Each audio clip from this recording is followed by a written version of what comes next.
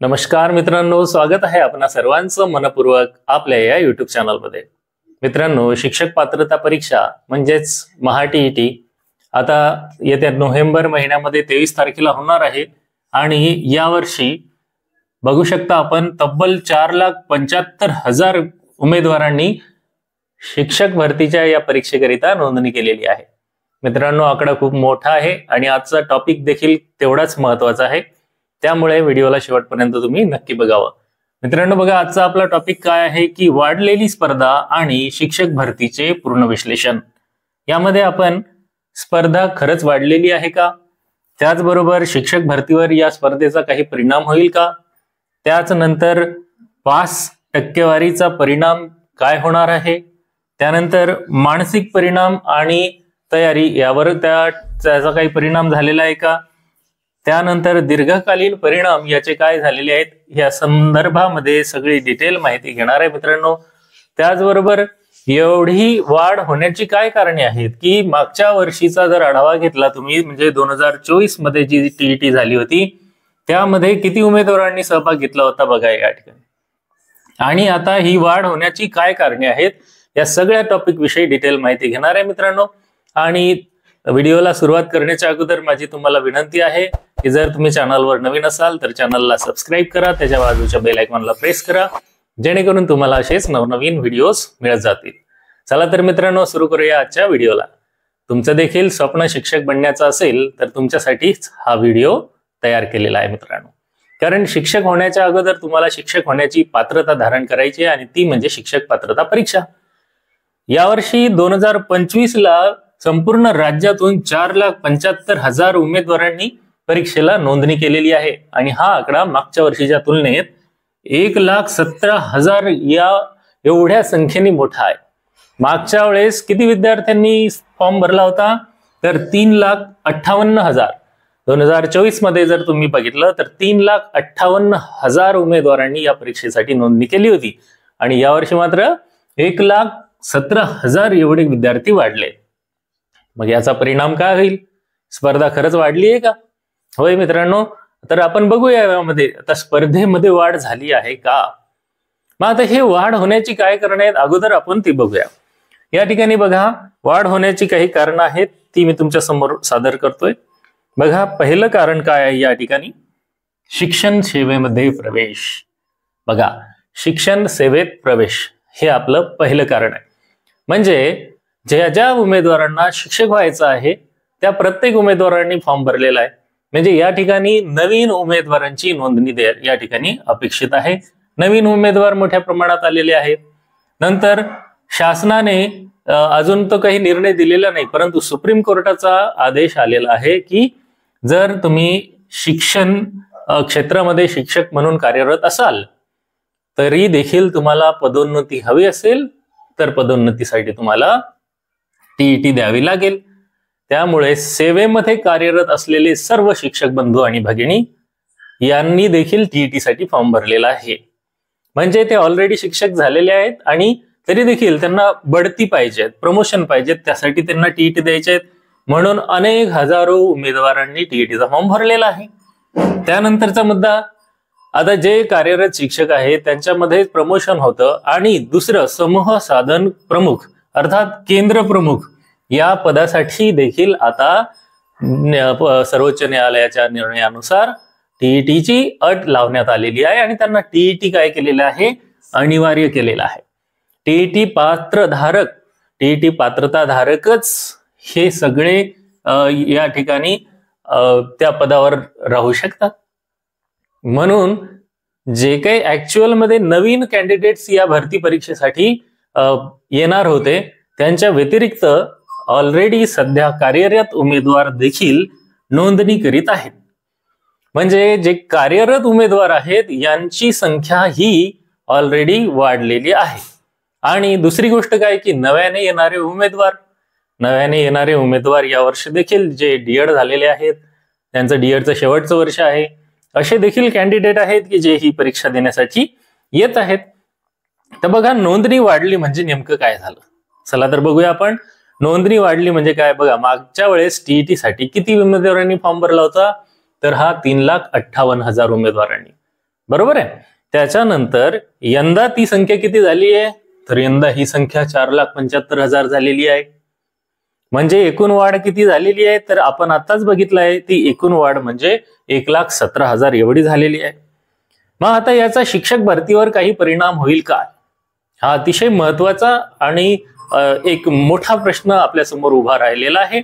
आणि याचा शिक्षक भरतीवर परिणाम झाला आहे का, तर बघा, जर शासनाने 2025 मध्ये मोठ्या प्रमाणावर भरती काढली, म्हणजे जर शासनाने 20,000 पेक्षा जास्त जागा काढल्या, किती, 20,000 प्लस 20,000 पेक्षा जास्त जर जागा शासनाने काढल्या, तर काय होईल, टीईटी पास होणाऱ्यांपैकी मोठ्या संख्येने उमेदवारांना संधी मिळेल. आणि जर जागा ह्या कमी निघाल्या तर ऑलरेडी बघा किती उमेदवारांनी फॉर्म भरलेला आहे, तर मग किती उमेदवारांना याच्यामध्ये संधी मिळेल, हा एक मोठा प्रश्न निर्माण होतो मित्रांनो. आणि त्यामुळे सरकारवर काय होणार आहे, आता दबाव वाढेल. कारण इतके उमेदवार परीक्षा देत आहेत म्हणजे शिक्षण क्षेत्रात नोकरीची काय होणार आहे, मागणी वाढणार आहे. मग नोकरीच्या मागण्या जेवढ्या वाढतील तेवढं सरकारवर दबाव येईल आणि शासनाला मग काय करावं लागेल, नवीन जागा काढावं लागेल, भरती करावी लागेल. एवढे पात्रताधारक जर मोठ्या संख्येने वाढत गेले तर शासनावर देखील त्याचा परिणाम होणार आहे, शासनावर दबाव वाढणार. हा पहिला परिणाम होईल.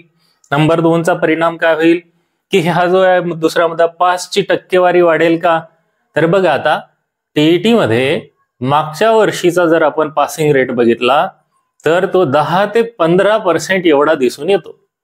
म्हणजे 4,75,000 उमेदवार हे जर परीक्षेला बसले तर यांच्यापैकी 10 ते 15% म्हणजे फक्त आणि फक्त 40 ते 50,000च उमेदवार काय होतील, पात्र होतील, असा एक अंदाज आहे. बघा, 10 ते 15% एवढेच पासिंग रेट आहे. हा आपला मागच्या वर्षीच्या परीक्षेतील पासिंग वरून काढलेला अंदाज आहे मित्रांनो. जर 10 ते 15% आपण मोठे जास्तीत जास्त जरी पकडले तर फक्त आणि फक्त 40 ते 50,000च उमेदवार त्याच्यामधून पास होऊन निघतील. आणि जागा जर ह्या 20,000 निघालेल्या आहेत तर स्पर्धा ही 40,000 विद्यार्थी आणि 20,000 जागा अशामध्ये होऊ शकते. मग आता याचा मानसिक परिणाम काय होऊ शकतो, है की नाही. आता बघा ना तुम्ही, 20,000 जागा देखील येणं ही खूप मोठी गोष्ट आहे. कारण आपण बोलताना सहज बोलून राहिलो 20,000 जागा येतील, 30,000 जागा येतील. इट्स नॉट ए जोक मित्रांनो. 10,000 मोठ्या मुश्किलने जागा निघायला देखील शासनावर आपल्याला तशा प्रकारची दबाव आणणं पडला होता, त्यांना रिक्वेस्ट करणं पडले होते. तेव्हा कुठे इतक्या जागा निघाल्या मित्रांनो, आणि त्याही काही फार मोठ्या प्रमाणात जागा निघत नाहीत.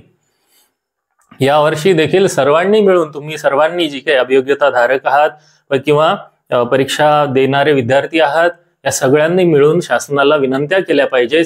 जसे की आता बऱ्याचशा युवक संघटना आहेत की ऍक्टिव्हली त्या शासनाचे जे आपले MLAs आहेत, MPs आहेत, मिनिस्टर्स आहेत, यांच्याकडे रिक्वेस्ट देत आहेत, आपले अर्ज देत आहेत, आणि याचा तुम्हाला सपोर्ट करायला पाहिजे.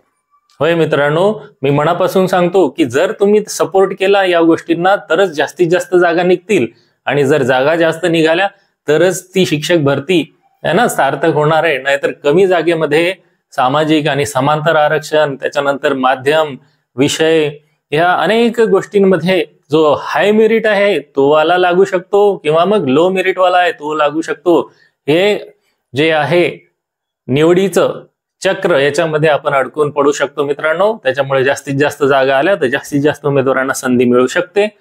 उमेदवारांचा मानसिक ताण वाढलाय का, तर अर्थातच जे सेवेमध्ये शिक्षक आहेत मित्रांनो, एक संवेदनशील गोष्ट तुमच्याशी शेअर करत आहे. आपल्या चॅनलवरच मी तसे त्या संदर्भात व्हिडिओ देखील बनवलेला आहे.